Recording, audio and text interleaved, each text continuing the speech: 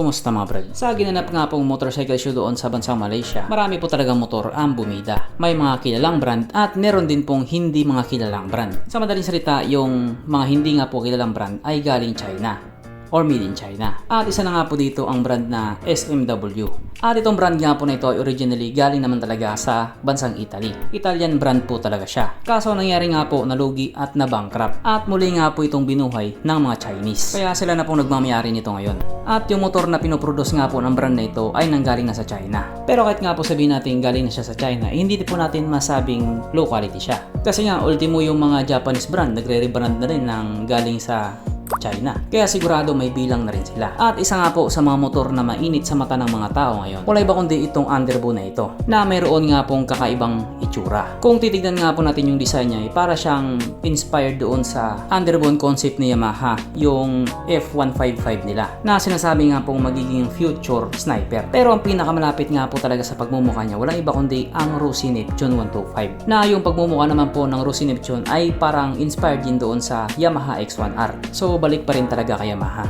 Kung titignan nga po natin ang itsura sa motor na ito, maangas naman talaga yung datingan niya. Siguro konting modified na lang, mas aangas pa talaga yan. Para sa akin lang kasi hindi bagay yung mags niya. Kapag pinalitan mo yung mags niya tapos gawin mong big bike concept, mas magiging maporma pa talaga siya. So ito nga po ay mayroong 160cc single cylinder, single overhead cam with 4 valves. Pagdating naman po sa iba pa niyang mga features, ito nga po ay naka full LED at meron pa siyang auxiliary light sa baba. Yung gas tank nga po nito ay nakapwesto doon sa pillion seat. Ang kanyang gauge panel ito po ay naka full digital.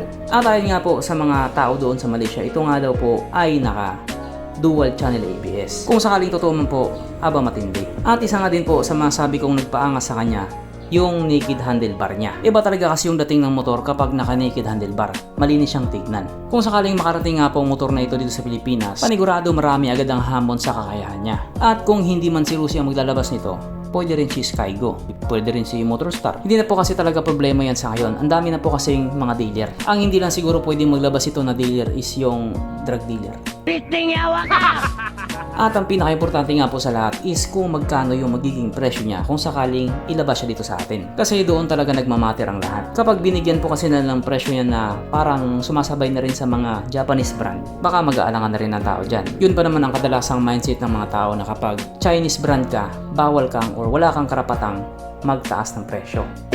Ganon nga po yung nasa utak nila. Ang gusto nila kasi kapag made in China ka or Chinese brand ka, nasa 50,000+ pababa ka lang. Lagi kasi nilang sinasabi, disposable daw. Kapag nasira, walang mga piyesa. Or kung meron man, pahirapan pa. Kaya gusto nila kapag made in China, mura. Okay, bye.